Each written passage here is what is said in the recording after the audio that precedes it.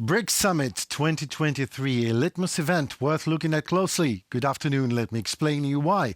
In easy terms on UATV English for the whole free world, directly from Ukraine. Ukraine closely follows discussions and activities at the Brics Forum, its international transformations and the result of the 15th summit held in Johannesburg on August 22-24, 2023. We in Ukraine took a great deal of a note of the fact Brics has announced it would formally accept 6 new members at the beginning of the 2024, which are Saudi Arabia, Iran, Ethiopia, Egypt, Argentina and the United Arab Emirates. Unfortunately, as we can see, Russia's criminal aggression against Ukraine did not receive proper attention in the discussions of this year's Brics Summit, even though this war has more than just significant economic and security impacts on the participating states. On the other hand, silence louder than words speaks, isn't it not? And that almost a complete taboo of the reality. Russia's responsibility for undermining global food security through its aggressive actions against Ukraine could mean only one thing. The negative impact of Kremlin's hunger games and food blackmail is absolutely obvious to countries of the global south. Hard truth question is, what should Ukraine do about it? Well, the answer in easy terms is Russia kind of manages to turn the situation towards Ukraine's favor quite well by itself by becoming increasingly counterproductive and toxic even to the states it considers its closest partners. Mark my words. Russia's aggression and the Kremlin's unilateral withdrawal from the Black Sea Grain Initiative will have far-reaching negative consequences yet to be felt by the whole world and primarily by developing countries.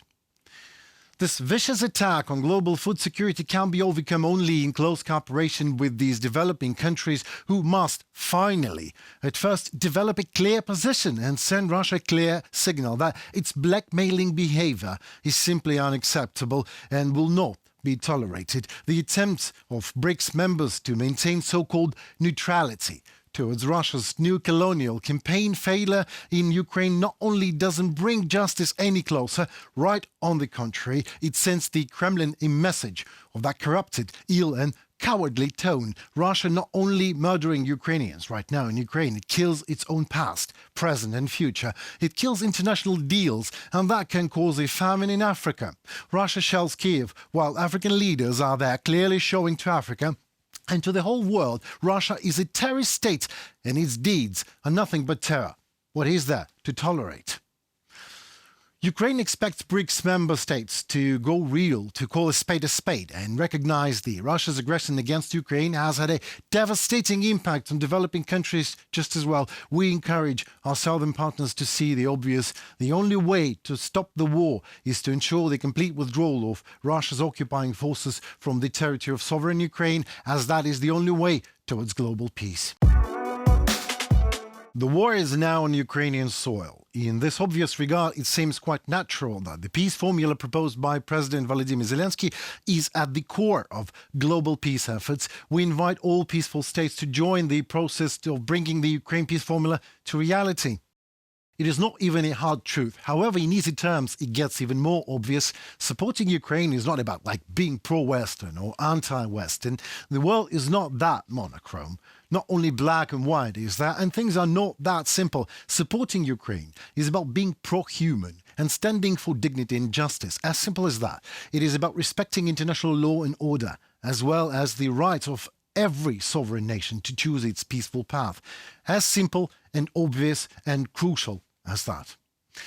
And one more thing, being a peaceful nation does not in any way mean being disarmed, weak, driven by someone else's will. In no way being a peaceful nation means the nation is unconditionally choosing any kind of peace to any kind of war, professing that ill, false, fake paradigm of appeasement, of aggressor instead of just peace, claiming that any peace is better than any war. No, it is not. Not any peace is better than any war. Some peace is not even a peace, but a false pretext to continue the war. Some peace is a jeopardy and a national treason. And this is exactly what Russia would love to see Ukraine doing, giving up on its lands, ways of culture, and European and NATO vectors of life and development. And this is why it must become absolutely obvious to the world it is solely for Ukraine to decide what the peace in Ukraine should look like. But that does not mean that the world cannot do anything about it. And that is why Zelensky's peace formula is naturally important. Join us and do what can be done with what you have, and Ukraine will make sure it is all not in vain.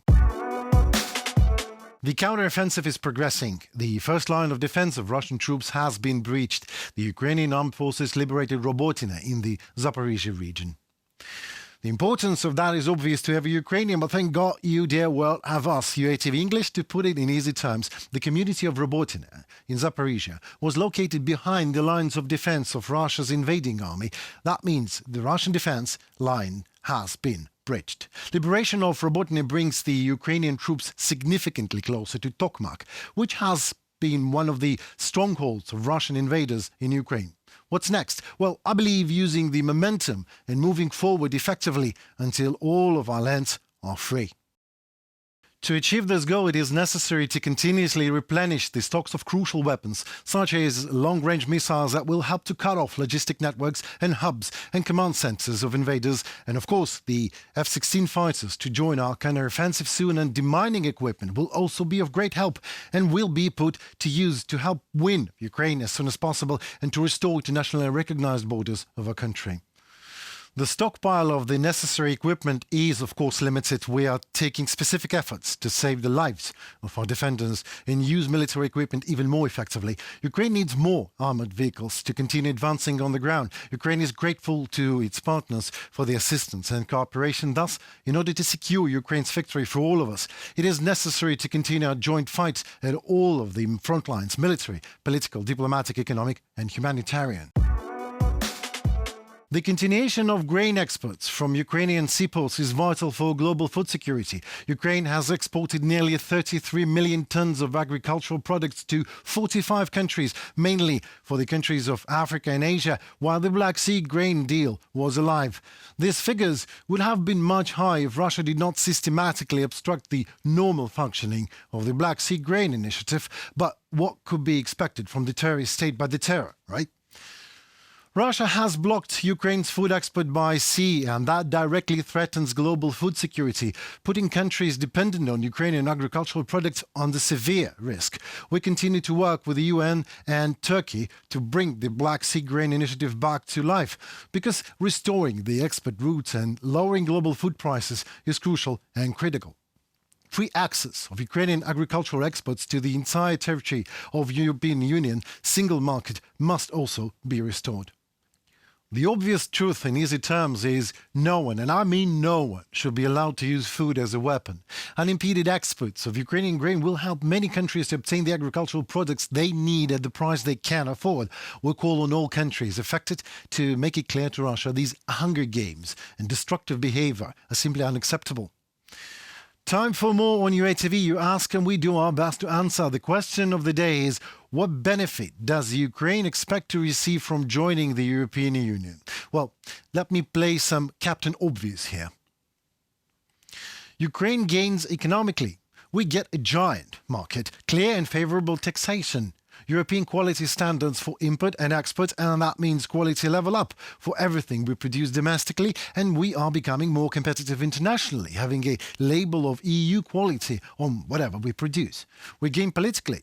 All our politicians become European politicians, and that means a totally different corruption prevention and treatment procedures. We gain in terms of security, another step towards NATO and another security fence. We gain in terms of medicine, labor, market, tourism, hello Crimea, and new European resorts. In many things we gain, you name it. It won't be easy for all of us. A business would have to change. Politics would have to change. Mentality would have to change. Ukraine would have to change. But no matter how hard and uncomfortable is the change, it is the only way to get into where Ukraine wants to be, the future. Well, that is all for today, folks. Thanks for being with us on UATV English, where we do our best to give the hard truth in easy terms for the whole free world directly from Ukraine. Subscribe, like us, and comment. Your opinion is what matters the most to us. See you soon. Stay safe and tune for more.